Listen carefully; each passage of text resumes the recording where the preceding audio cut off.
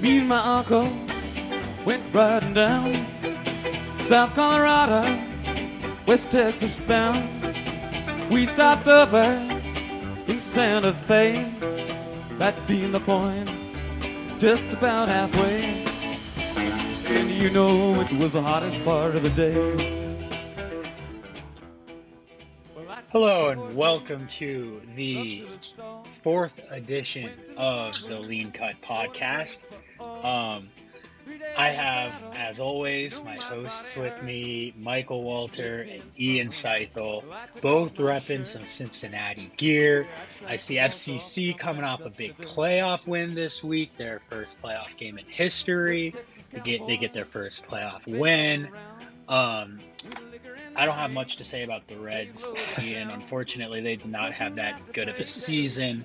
If the Bengals can make the playoffs and make it 2 out of 3 teams in Cincinnati making the playoffs, it's a good look for the city. So this week, we are not going to have a guest join us.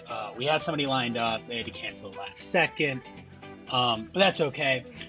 We were running a little long last week, so we'll give you guys maybe a little bit of a shorter episode this week. Of course, I have no idea how long this is going to go because our special feature that we're going to be doing this week is debating the veto rules and what trades should look like in the process for those. That is something that could go on for 5 minutes or it could go on for 30. I don't know. I don't know if I'm going to edit anything out from it. I have no idea how it's going to go. We did no prep for this. This is going to be our thoughts, unfiltered. But before we get into that, we're going to recap last week. We're going to do some power rankings, get you guys up to speed with where teams are. There should definitely be some movement after a crazy week in the league. And then, as always, we're going to end with mixed picks. So, Ian, Michael, I don't know which of you guys want to do the recap, but we had some great games last week. Real quick, I think we need to get a call-in number for our veto talk. We should just put a phone number out there and have people call in throughout the discussion. It's a real fantasy football podcast. Michael, this is not recorded live. Yeah, or it's recorded live. It's not released live. Okay, I want you to get on that then. Why don't we do what podcasters who release post-production do? Comment down in the comment section below. Oh, yeah, that's a Bring good the idea. debate there. Got to drive the bring interaction the debate up. there. Where we don't have to look at it. Exactly. I can just ignore it. We had some trolls down there last week, so the Russian bots the Russian bots are getting kind of bad. They're not good at fantasy football either. Been telling you guys that. This Ryan Gordon guy is, oh my god. Has anybody met this guy in person? Awful. Are we sure he's not a Russian bot? Such a Russian name. I know, but you would think that someone that trash talks that much would actually be good at fantasy football, but here we are. Here we are. Michael, you want to take us to the recap? Yeah, I'll start recapping some of the games this week. Like Drew said, we had some crazy games this week. Points just all over the board. Not a lot of scoring, but what we did have was just, not what we expected. Just starting us off, I'll go to my game. I was the only team or one of 2 teams to score over 100 points this week. Brendan put up 88. Honestly, compared to Brendan's earlier showings in the season, I'm not upset with 88 from Brendan. I was nervous there a couple times during the game, but I eventually pulled it out. Game 2 this week, we had Austin taking on Ryan. Austin winning by an easy 20 points. I don't know where that team's been the past 2 weeks before this, but he's pulling them out this week. Next up, we had our mixed picks second game of the week. I had it predicted at Brian 95, Ian 92. Actual outcome, Brian 71.5, Ian 95. So once again, I got one of the teams right, but Ian pulling that one out, winning the Matlock Cup. That's right. I think he's the king of Matlock this week. Ian, did you also win in your other league? I feel like I heard that. I did. Yes. I beat Brian twice. So Ian with Ian with two wins this week, one legitimate and one not. Up next, we had the our first craziness of the week. We had let me look at my rankings. Number 14 ranked Joel taking on number 3 ranked Nolan, and Joel pulling it out, 67.5 to 64.5. What's up with that? It's a real Any shootout. comments on that? Drew, any comments? These scores, Michael, these scores. I mean, what's up with these? I know. What's I up know. with those? I'm gonna keep going with it. The next up was another big upset. We had Taylor losing to Alex. Alex putting up a decent 89.5 points. Taylor putting up 65. I think I had Taylor ranked at 4 last week. That's disappointing. Taylor's gonna have to turn it around this week. We'll get to that a little bit more in the power rankings, though. Up next, we had the Fowler Bowl. Hurricane Brett taking on Drew. Hurricane Brett turned into a tropical storm this week. He didn't do much. 66.5 points. Drew with 89. Drew squeaking it out this week, keeping himself in that lower middle class ranking. And then final game of the week, we had our big dog matchup. We had Chris taking on David. Chris was 113, most points in the league this week, and David with 92. Honestly, not compared to the rest of the points this week, David wasn't too bad, but Chris is still keeping that top slot. Did my big takeaway this week, the commissioner group combined 3-0 in week 6. Shadow government pulling it out. They were some of the higher scoring teams. I mean, I know you had a little bit to say about me, kind of just, Yeah. a modest 89, but I don't know if I consider 89 high scoring. I don't have much to say. My strategy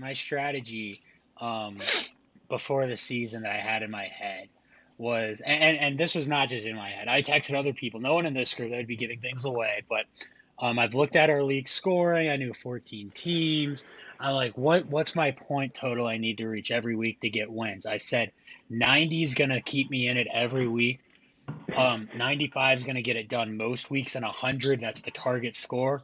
89 is just below that threshold, but I truly believe that 90-point mark, that's the difference between the above 500 teams, the below 500 teams. If your team's not consistently hitting that 90 points, I just don't believe you're a real contender. Maybe you're an inconsistent team. You're one of those that's down at 60 one week, up in the 120s another week. I don't even know how many of those yo-yo teams we have. And honestly, it doesn't seem like that many. I see people in the 60s, and they're consistently in the 60s, and then I see people in the high one. Michael, you're in the high 100s, well, low 100s, but like above just 100, right? You're in the 110s, the 120s every week. Nolan, yes, he was down in the 60s this week, but feels like he's mainly been in that, 110 range, which is like really good. I'm not seeing a lot of yo-yo teams. I'm seeing teams, there's some teams that are pulling out these close 75 to 70 victories. And then you have games that are like 110 to 105. I'm not seeing a lot of these 105 and like 85 games, right? It's like, it's either they're both low scoring, they're both high scoring. It's a weird year. The teams that are low scoring are still getting wins. The teams that are high scoring are playing against other teams that are high scoring. I don't think this is going to last. I'm excited to see for the rest of the season how this evens out, because there's some Alex Yates. I'm going to call you out, bro. Oh, boy. I don't think your team's very good. You're not scoring, I don't think, that many points, but your opponents aren't scoring that much either. So Yeah, man, I think it's fascinating. I think that 90 points the key, and yet it's not quite playing out that way. But I think we will see it. It's going to kind of normalize, regress a little bit towards that number. Drew with the Moneyball hot takes this week. Well said. Hey, a quick production question, Ian. The way that I have the screens right now, I maximize Michael's screen. Do you see that too? Nope. I No, wonder you if the get to. audience is going to see it this way too. I maximize my own screen, so I don't. Yeah, I don't know how you. I mean, but I'm not the host. You're the host, so it's gonna show up probably how you have it. But anyway, Right. Okay. We'll see. Ian, why don't you start us off on some power rankings this week? All right, week 6 power rankings. Here we go. Starting Week off. 7. Week 7? Oh, right. I'm a week ahead. No, week 6. No, we just finished week 6. Apologies. So I was right the first time. Yes, you were. God damn it, Michael. Week I was testing you. Making sure you did enough prep work. Week 6 power rankings. Starting off strong, number 14, still Joel. I just can't justify moving him up. I mean, consistently low scoring, tied for last, three-way tie for last, with some other names that are close in company in the power rankings. But yeah, I got Joel. Slight correction. Joel is 2 and 4. He's not in Whoa, that whoa. bottom group of 3 Is teams that right? record-wise. I That is yeah, correct. I was just about to say I actually have Joel at 12 this week. I'm going to skip ahead a little bit just to keep up with you, but My goodness. I got Joel at 12 this week just because of that 2 and 4. After putting up the win versus Nolan, I mean I've talked about it every week now. I think Nolan's a contender. So Joel putting up the win against Nolan this week. Joel is our Tennessee this week. Okay. So I'm moving him up. I've got him at 12. Yeah, did you guys see Tennessee beat Alabama this week? What's up with that? No comment. Apologies to Joel. Congrats on your win against Nolan. Still 14. But I'll go back down to I'll go back to 14. 14 this week I've got Ryan. He's one of our 1 and 5 teams. Taking the tough loss to an Austin team this week that's shaky at best. Maybe turn it around, but yeah, I've got Ryan at a solid 14. He's been hanging out there all season, and I'm keeping him down there this week. Totally fair. Ryan comes in at number 13 on my list. You know, just not seeing a lot of production out of that team. It is a little worrying that he lost to a pretty weak Austin team. So, I mean, got to see Ryan step it up. Maybe Yeah. try some trades. Austin, I'm excited to get when we get to whenever you guys have Austin ranked. That's a fascinating team from a mediocrity perspective. I have no idea what to think about Austin's team. How's I don't his know if it's defense good looking? or bad. Well, we'll get to it. What's his home and away Number score? 13 this yeah, that's what we need to check. Number 13 this week I've got Brian. Tough loss to Joel this week. I keep expecting a win out of Brian. He's just not putting them up. So I've got him at 13. I've said this before. I think Brian's going to make some move that's going to end up helping him out and getting him up there. But right now he's feeling like 13. All right. Fair. Brian comes in at number 12 on my list. Yeah, I mean, I really expected more out of him. He knows, I mean, he's definitely got the knowledge of the game. He just doesn't seem to be able to put a team together that can put points on the board. Look, I'm not going to sit here and suck Brian's dick. There's other people in this league that can do that. Because Oh, But it sounds like you're about to suck Brian's dick. he already did it in the group chat. I like this team. I do. I don't think it deserves to be 1 and 5. I think there's been some bad management decisions. I don't think Brian's drafting of his team has gotten him this low in the power rankings. I think it's in-season management of his team. He's not. It could be as simple as he's not trash talking his opponents enough during midweek to scare them into bad lineup decisions themselves. He's just not coaching well these days. This team It's going to turn it around, I believe. But they need a small kick in the ass. I already gave my 12. So who's your 11? My 11, I've got Brendan Riley. There's a team who just, Ooh. I expect big things out of him preseason. He talked a big game. He ran a 5:040 or whatever it was. So, but there's a manager who I just feel like his heart just isn't in it. I just need to see some more hands-on roster changes. Try to make some moves on the waiver wire and the trade market. You just got to make something happen. That's fair. That's fair. 11 this week. I've got Brett. Brett was on the run there. He was on a run. If he turns it around this week again and puts up some points again, I'll move him back up. But I kind of feel like the fire might be burning out. The hurricane might be fading. So we'll see what he does this week. But I've got Brett at 11. All right, number 10, I've got Hurricane Brett. Made landfall. He's losing steam. Starting to peter out. I'd say he's down to about a category 2. I mean, I still believe in Brett's team. I mean, you'd just love to see the guy go on a tear, maybe win 3 I know. straight. That's exactly how I feel. Brett is our Cinderella story, I hope. Absolutely. I was really rooting for him this week in the Fowler Bowl, but tough loss this week. Here's my prediction. In 2 weeks, week 9, I believe, that is our kicker only week. That is, unless you have Justin Tucker, that is a coin flip game, which means the worst of the worst have just as good of a chance to be the best of the best. My bold prediction, all 3 of Hurricane Brett and Brendan and Brian, Ian, your numbers 10, 11, and 12, my bold prediction is that all 3 will be ranked higher than they currently are today coming out of the kicker week. All right. I think all three teams are better than what they're showing, and I think there's some teams above them that have some potential to fall. I already said one of their names, Alex Yates. He's going to be down there. He's going to be below all 3 of them after the kicker week. Whew.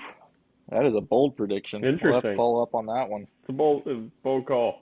Yeah. Number 10 this week, I've got Austin. His ad hoc style of management and analytics helped him pull it out this week against Ryan. But I'm going to need to see some more moving him up. He's right on the edge of the top 10.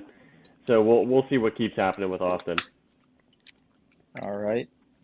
Coming in at number 9, I've got the commissioner, Drew. Thought pretty highly of his team after his draft and have not seen a lot out of him since. So, I mean, he did pull out a win against Brett, so I got to give him credit there. What is he, 3-3, 2-4?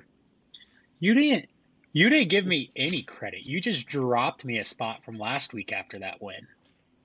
Well, I thought other teams performed well enough to warrant being ranked above you. Power rankings this week are basically just justifying the good teams who lost and keeping down the low teams who won.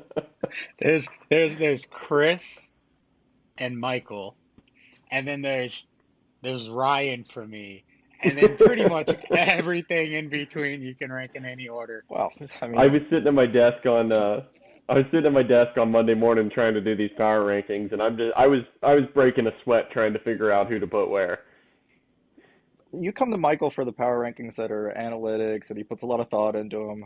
I'm from the gut, just throw it down on paper, see where everything lands. But yeah, Drew, I got you at number 9 this week. Oh man, number 9 this week I've got Brendan.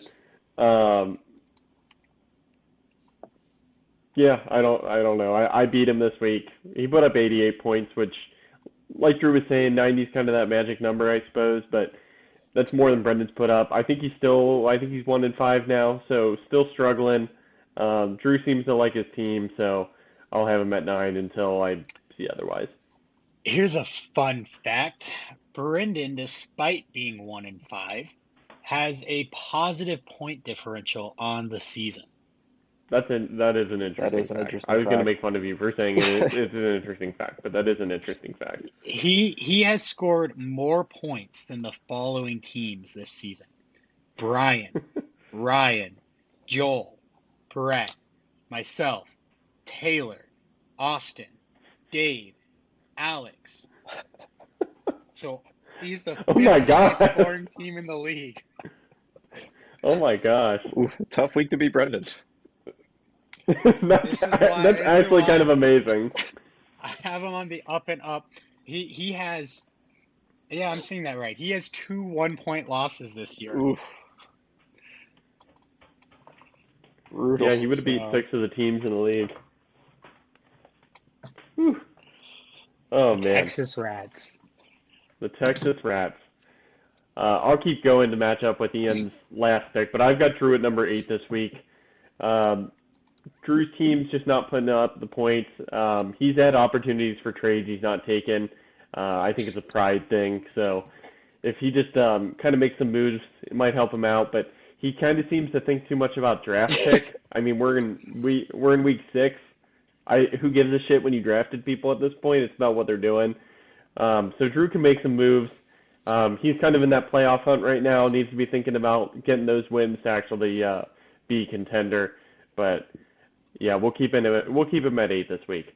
I think that's one up from last week after the win against Brett.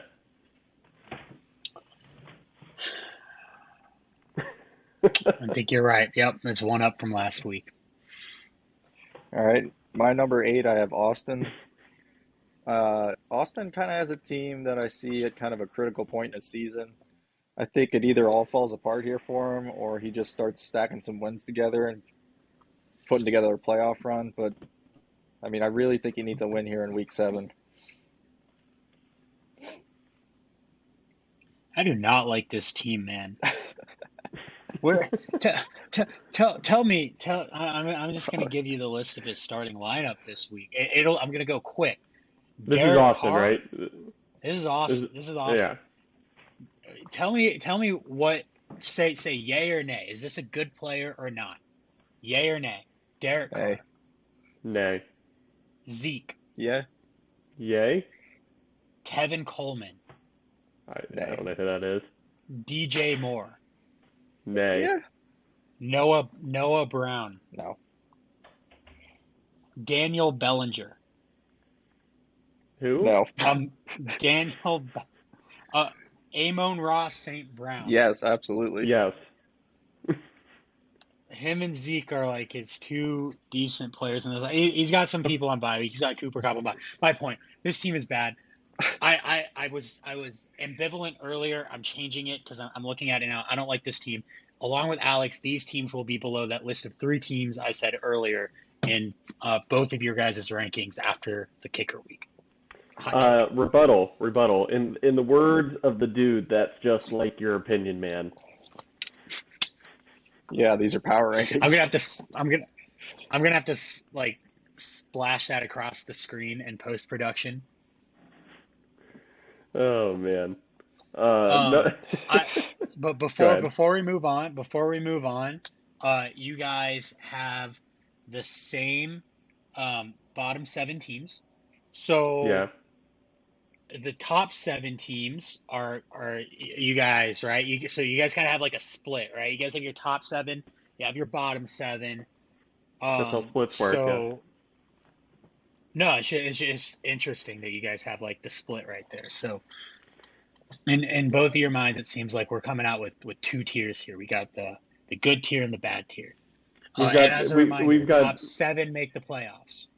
yeah, we've got those trying to make the playoffs and those trying to win and those trying to not eat 12 conies right now. All right, let's hear your 7. If the playoffs started today and they were according to the power rankings, who do you guys got? Who's your number 7s?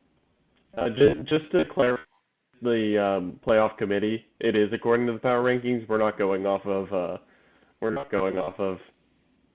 whatchamacallit, record. Actual standings. We decided that in a shadow government late night meeting. That's what those rule changes I saw on the transaction list were. The vetoes was all a distraction so that Drew could change the rules without people noticing. Could you Whose imagine power doing a rankings are- fantasy? We should do a fantasy football league with style where you can just play random teams and then it's just randomly decided at the end of the Why year. would anybody want to do that? Why would anyone want to play college football? Good point, I guess. Oh man. Anyway, number 7 this week, I've got David. And I'm gonna say, Drew's talking about our top 7, our bottom 7. David is in danger of being in the bottom 7. I was very close to putting him at 8 or 9 this week, and I just couldn't find anyone else that I wanted to put above him. I think he's had 3 losses in a row. Correct me if I'm wrong, but I mean he put up 92 points this week, which is decent, but he just can't win those games. Like you just have to put a win up there, and what are you trying to show us, What Drew? is this? I don't know if you guys can see this. His whole starting lineup is Qs. I believe he has told me that. Maybe he should turn some of those Qs into Ws. But yeah, I've got him at 7 this week, and it's a trending down 7, trending down hard 7. Yeah, I mean, I've got David number 7 as well. I mean, you pretty much said it all. He's it seems like every year we play fantasy, he's just riddled with roster issues. But Yeah, I've been talking with David, and I don't. It's literally the exact same thing every year. Yeah. He has like a decent team, and just everyone gets hurt on his team. yeah, and I mean, So for all the sorry to keep interrupting, but for all the NFL players and coaches and trainers watching, please keep your players off of David's roster. it's bad for your team. Yeah, he's had some It's bad for your team. It's bad for your health. He's had some tough matchups, but yeah, 3 losses in a row. Really, really needs a win this week to turn it around. I get the 3 losses in a row thing. Look, you got to drop at Guys, some point. we've got a guest. It's Ringo. Cats are the worst. Maybe can I? Oh, I missed the moment. I was trying to maximize it for the hope that if it does do what's on my screen, we could see Ringo big screen. But Oh, he's still here. He's still here. Come here, buddy. Ooh. This may be special for you guys. It may not. This may still be a small screen, so who knows? He did not like seeing himself. Okay. That can be our thumbnail to get more views. Yeah, I like that idea. The fact that you guys have not said Taylor or Alex yet, 2 very similar teams in my mind, I cannot wait to hear your justifications for placing them ahead of Dave, even myself. So let's hear them. I assume they're both your next 2. Yes. Yeah. I'm guessing I'm the same as Ian, but I've got Taylor at 6, Alex at I've got 5. it flipped. And that. Oh, really? Okay. So I only put Alex above Taylor because he just beat her. I guess I'll talk about them both at the same time. Taylor's been looking good this season, but I think, I mean, I said it last week when I played her, 70-something points isn't going to do it, and she went up and put up even less this week. So kind of with David trending down after 2 losses in a row. But yeah, Taylor at 6. Alex, he's got a tough game this week. If he can pull up an upset against Chris this week, we keep hoping for it, and he's the man to do it. So I hope Alex wins this week, but I've got him at 5 right now. Yeah, these are 2 teams that I see as very similar. Yeah, it probably would make sense to have Alex above Taylor here, but I think Alex came upon his win this week with a little bit of luck, even though Taylor's team did underperform by quite a bit. I see a little more potential in Taylor's team going forward. I think she's going to have an easier run of it than Alex. Alex has got some tough matchups coming, but up until this point, in my mind, they've performed pretty similarly, short of this week. They are the 2 best fantasy defenses. Alex is playing the equivalent of Joel or Brian pretty much every week. Um, you know how earlier we did that thing where we said all the teams that Brendan has outscored? Here's the list of teams that Alex has outscored. Brian and Joel. And that's it.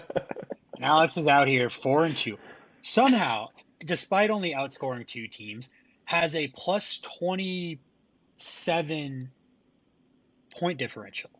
I mean, give Brendan Alex's schedule and he might be undefeated.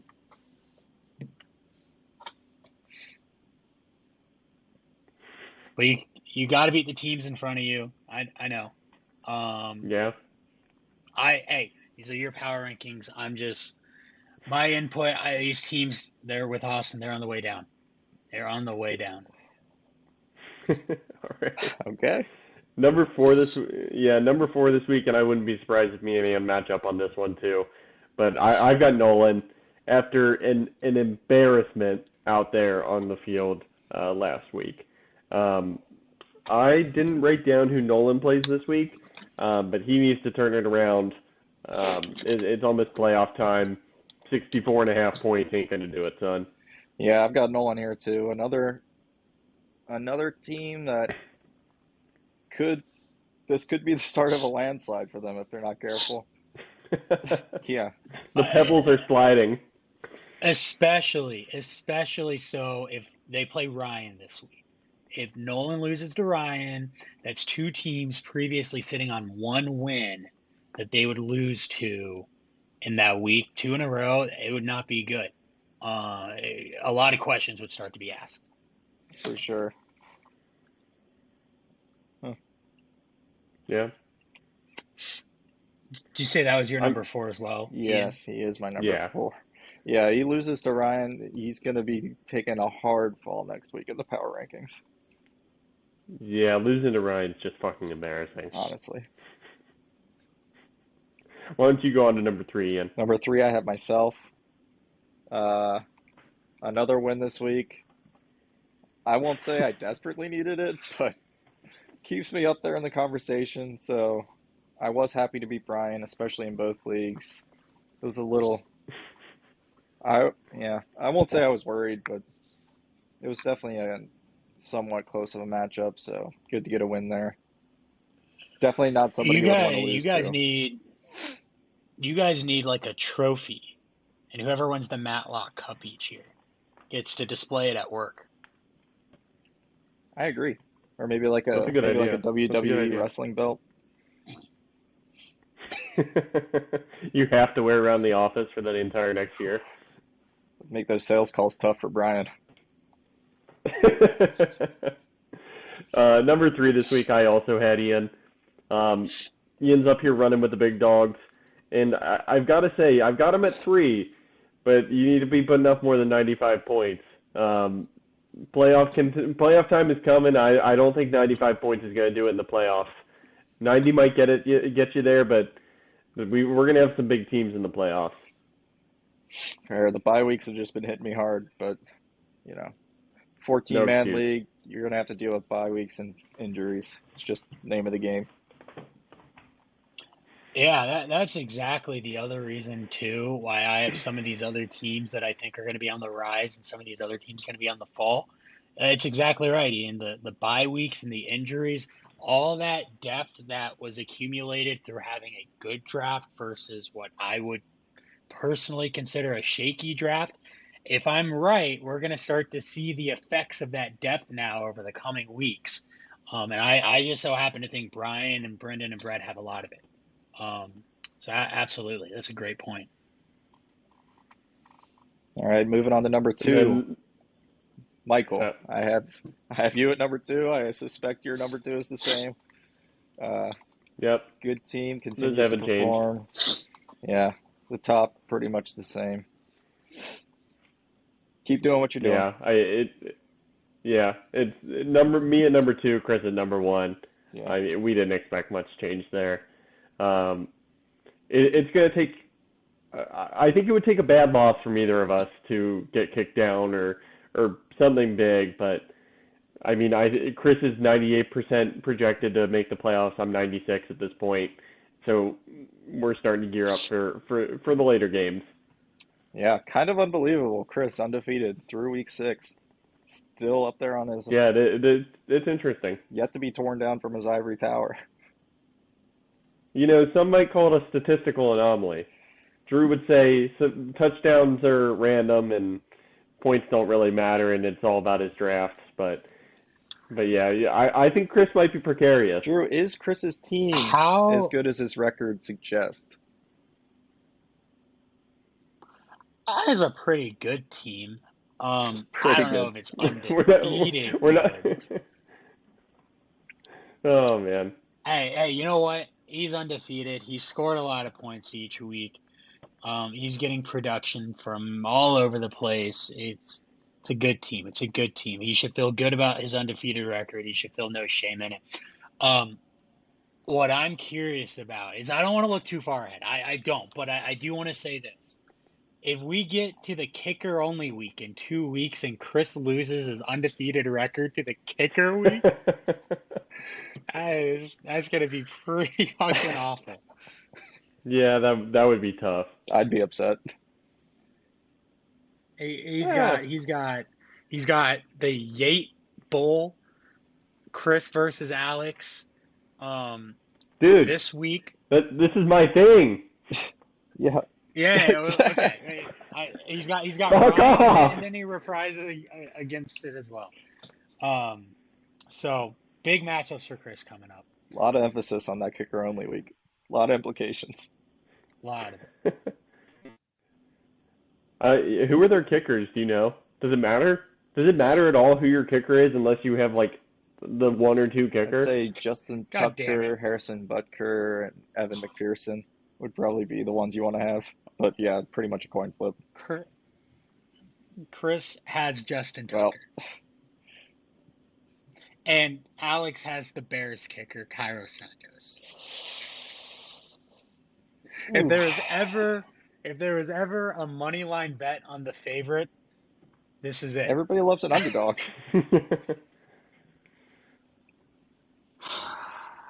All right. Well, that concludes our Yeah. power rankings. You guys were a lot of shakeups from last week, but you guys actually had a lot of similarities this week. Pretty clear, cut and dry top 7. And then the bottom 7 had a little bit more variation, but yeah, I think we'll see some movement here in the coming weeks. Yeah, I think we'll definitely see some movement coming up here soon. We're just kind of getting to that mid-season area, like your AP polls, where you just don't know what to do with people yet. So we're not seeing too much movement this week, but I think there'll be more just based on what happens in the coming week. I mean, this 14-team league, it just feels like anything can happen every week. I mean, you got one or two Yeah. teams at the top, one or two teams at the bottom, and the midfield just feels like a total toss-up sometimes, week to week. Yeah, definitely. I agree. The fact that Joel put that win up against Nolan was absolutely Huge. crazy. That's Tennessee the versus Alabama. Knock it off. I mean we thought Brett versus Dave was like a big upset, but this one blew that one away because we've seen what's happened now to Dave's team. It's probably not as good as we thought it was. And Hurricane Brett, maybe a little bit stronger than we thought it was at the time. I just don't buy Joel's team, and I do buy Nolan's team. I don't see the same kind of thing happening here. So that was a big upset. Came out of nowhere, kind of like that Steelers over the Buccaneers game. Similar vibes. Tennessee-Alabama game. Similar vibes. Did you guys see your Alabama loss this week? I feel sorry for whatever team they play next week. I was watching The Herd with Colin Cowherd earlier today, and he had Joel Klatt on, who's there. He's like his college football guy he brings on to talk. And Joel Klatt had Ohio State at number 1, Tennessee at number 2, and Georgia down at number 3, with Michigan rounding out the top 4. What kind of clown college does this guy go to? I don't Probably I don't Ohio know how State. Probably Joel. Ohio State. I don't know how I don't know how Joel Klatt has a job. I think he's a Pac-12 homer. Jeez. He's like a USC guy, but yeah, crazy stuff. Georgia don't have threes absurd. All right, well, this is an NFL podcast, fantasy football podcast. Let guys, we had some drama this week. Well, you wanna break it down for us? Oh boy. I think you ought to do it. Yeah, where to start, Drew? You were right in the thick of it the whole time. Some would say an instigator. I've done some additional thinking today too, and That's dangerous. I don't know how these rules should work best. There's issues that rise when you do one thing. So reactions. So here we go. For those of you who are not on your phones, but if you weren't, you're probably not the audience that's listening to this podcast anyway. So I assume you're all in the know about this, but in case you aren't, let me break down real quickly what happened. So there was a trade that was agreed upon by myself and Ryan Gordon, and it was at best a mid-tier trade when it comes to the players that were involved. Russell Wilson, who is a QB2 this year, that means not in the top 14 quarterbacks, and Travis Etienne, the running back for the Jaguars. He's like outside the top 25 in running back production this year, were the two biggest pieces exchanged in the trade. There's some other minor pieces in there as well. That trade went through between Ryan and I after some discussion back and forth on what the deal was going to look like.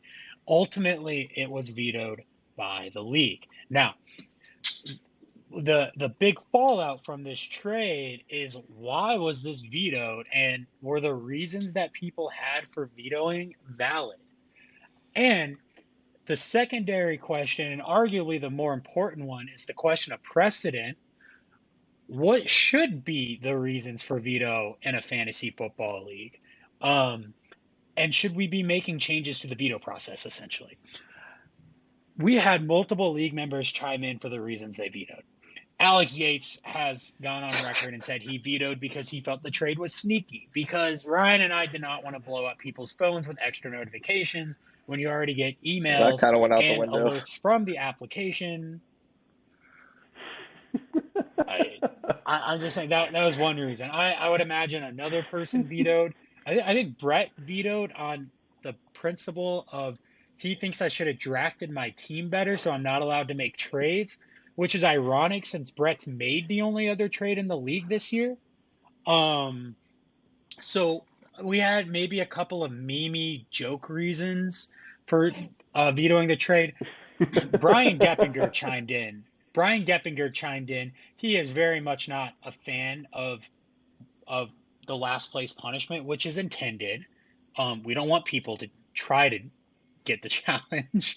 And he wants to avoid that at all costs. And so his argument was that he has a monetary stake in the league as well as a stake in the league to avoid total embarrassment at a Skyline. And so he vetoed on the grounds of, if Ryan improves his team with this trade, it actively harms his chances of competing for not last place. So first of all, I don't agree with Brett and Alex's reasons. Those are bullshit. Those vetoes should be discounted.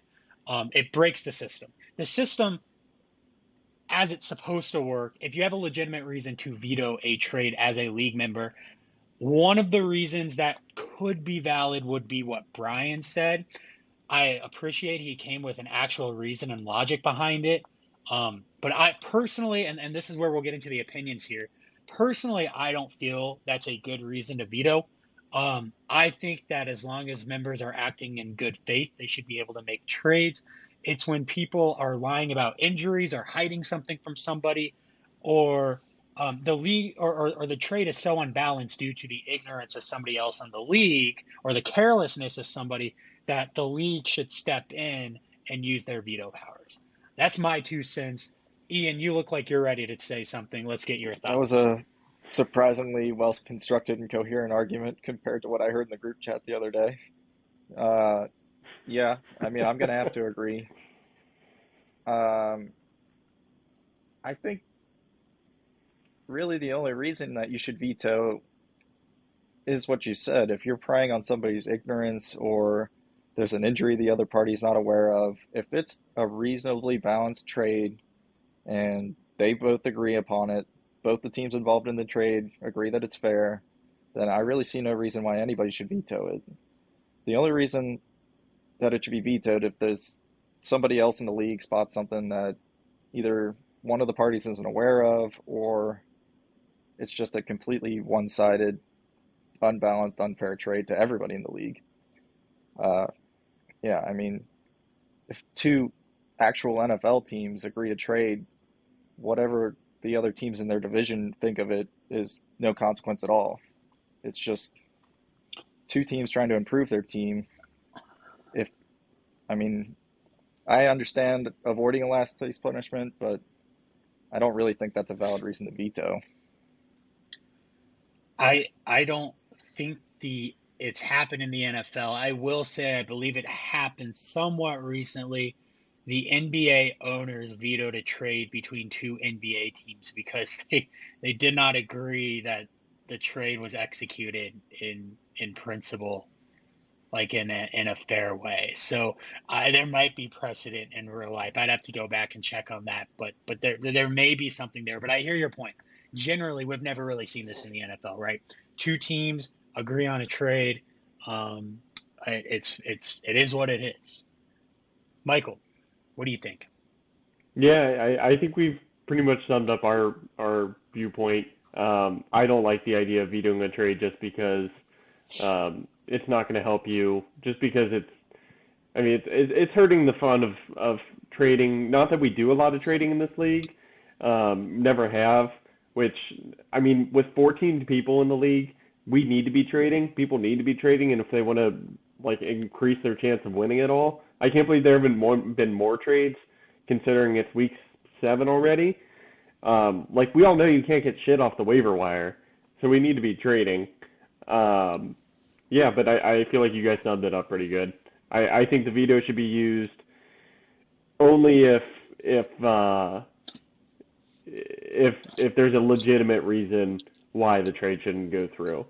Um, and yeah, we talked about this a little bit the other day too. I don't think it's going to happen again because I think people realize, oh shit, if I start vetoing it, if because it's funny or whatever, it's actually going to fuck shit up. So I don't know. Now, We'll see.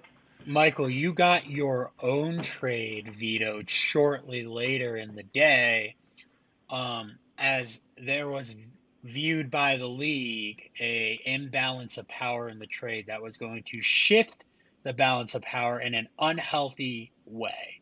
What are your thoughts on the trade that you tried to execute with Alex that ultimately got vetoed same day as the original trade from Ryan and myself? I think people just didn't like it because they're going to make one team better. Um, I mean, it's going to make both teams better, really. People just don't like seeing the big names go.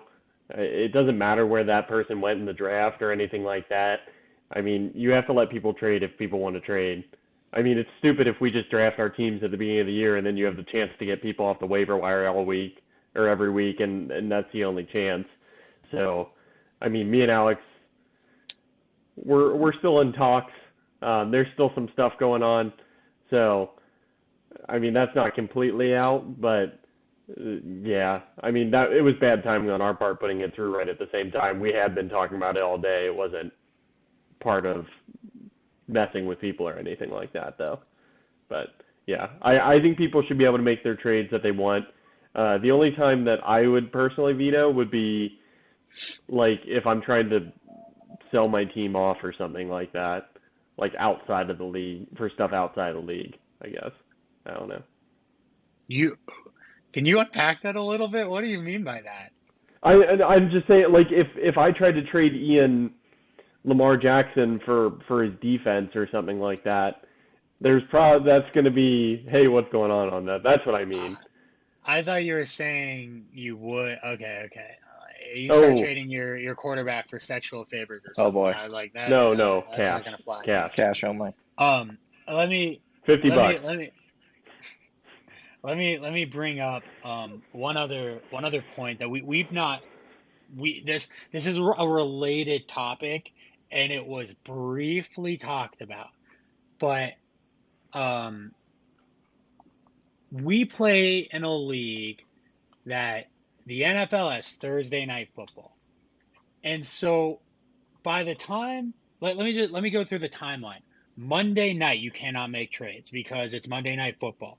People go to bed after Monday night football. Tuesday hits. Tuesday, people are busy at work. They get home Tuesday night. They put their waiver claims in. They see who they want to get on waivers. Wednesday comes around. Waivers clear. You see what your roster looks like going into the next week.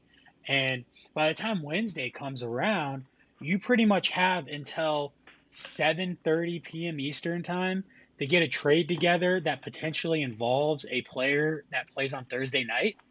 Um, Before that trade doesn't end up processing until the following week, because if you don't make that trade before 24 hours before Thursday night football starts, then you're not going to have that player on your roster.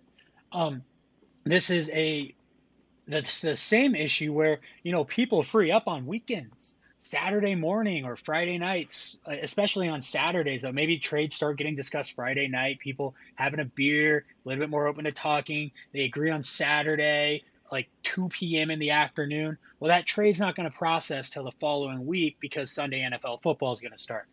Again, especially brutal when there's the early London games. So here's the question. Should commissioners, after a certain amount of time, have the authority to push trades through after a set amount of time so we don't run into this issue? So say a trade gets agreed, you give it 2 hours prior to you give it 2 hours prior, or sorry, 2 hours post trade agreement.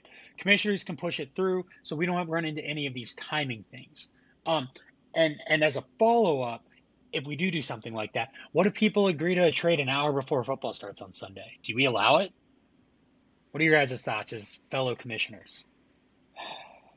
I'm fine with it. I mean, honestly, that's what I tried to do yesterday, and it just got vetoed before I was able to push through Ryan's trade. I was trying to get any legitimate reasons for people wanting the trade to not happen together, and then we just hit the 5 or 6 vetoes or whatever. But yeah, no, I think that's legitimate. Yeah, I mean, I think it's fine. I don't think it's something that Sorry, I don't think it's something we need to do as a rule. Go ahead, Michael. caveat to that. I will not push through my own trades, and none of us should be pushing through our own trades. It's fair. But yeah, I mean, yeah, I kind of view it as like a case by case thing. I don't know. I haven't really noticed an issue with the timing, but it's definitely something to be aware of, I suppose. I mean, all this argument took place on a Tuesday, so, but I do understand what you're saying, get the trades in before the football starts.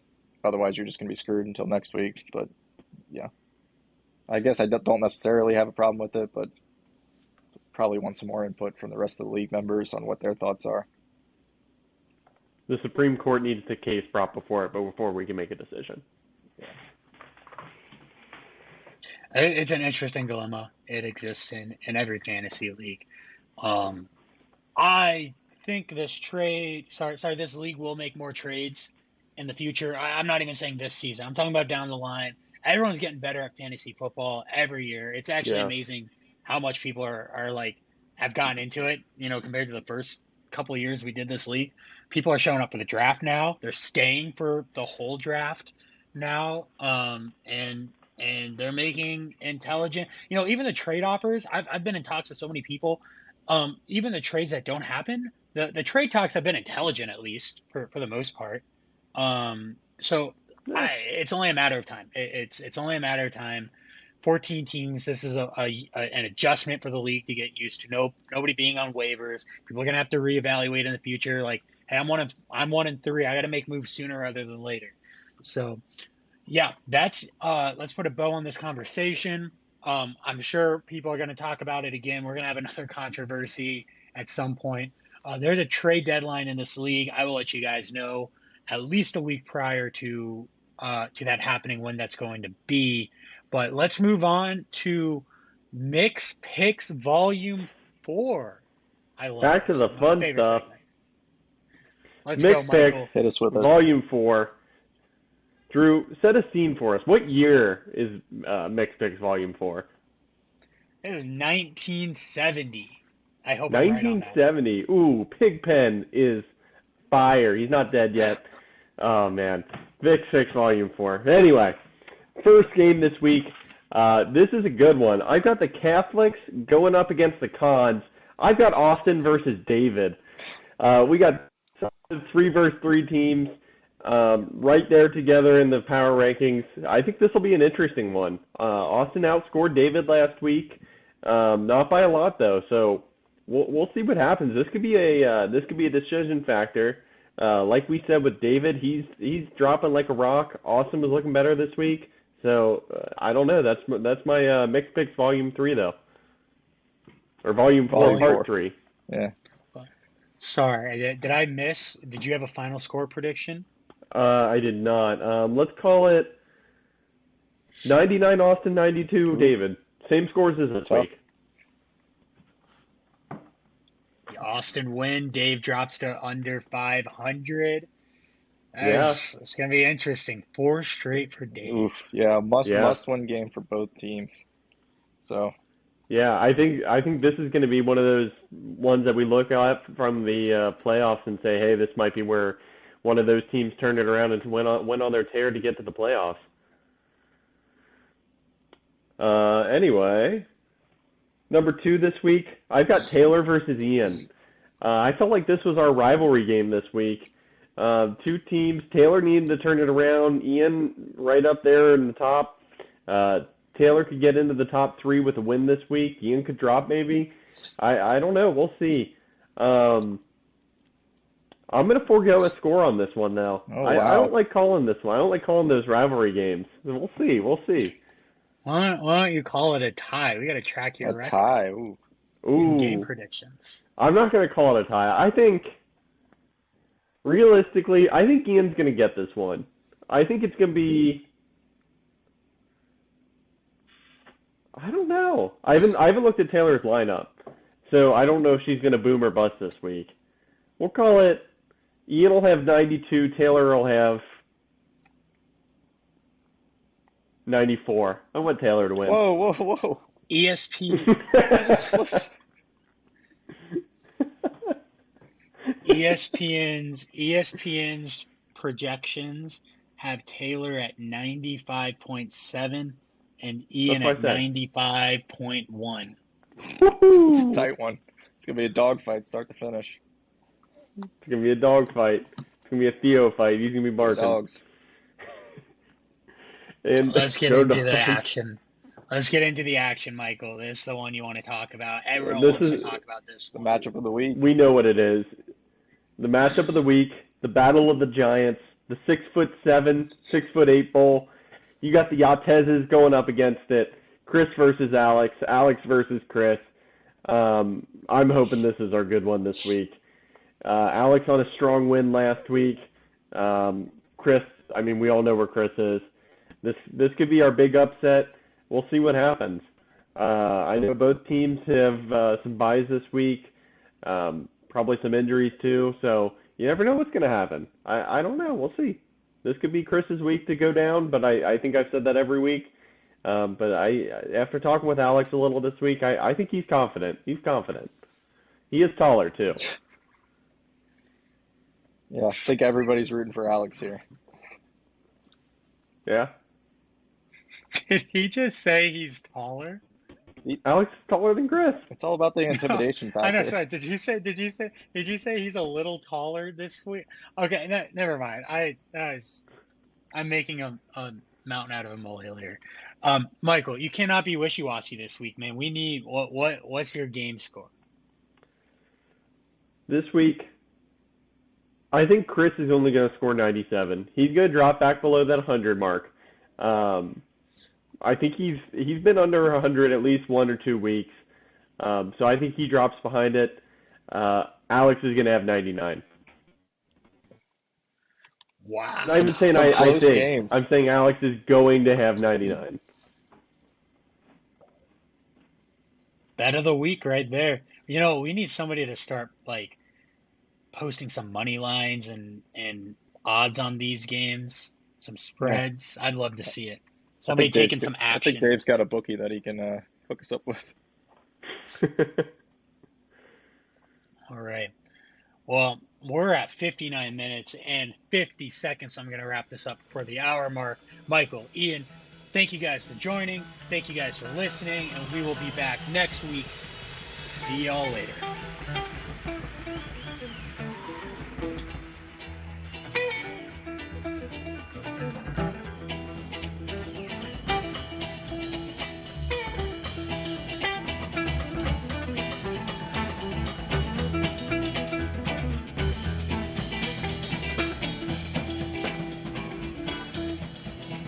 Me and my uncle went riding down South Colorado, West Texas bound. We stopped over in Santa Fe, that being the point, just about halfway. And you know it was the hottest part of the day. Well, I took the horses up to the stall, went to the bar room, ordered drinks for all. 3 days in the saddle, you know my body hurt. It being summer, well, I took off my shirt. Yeah, I tried to wash off some of that dust of dirt. West Texas cowboy, they's all around. With liquor and money, they loaded down. So soon after payday, you know it seemed a shame. So you know my uncle, he starts a friendly game. Yeah, I load Jack and the winner take the hand.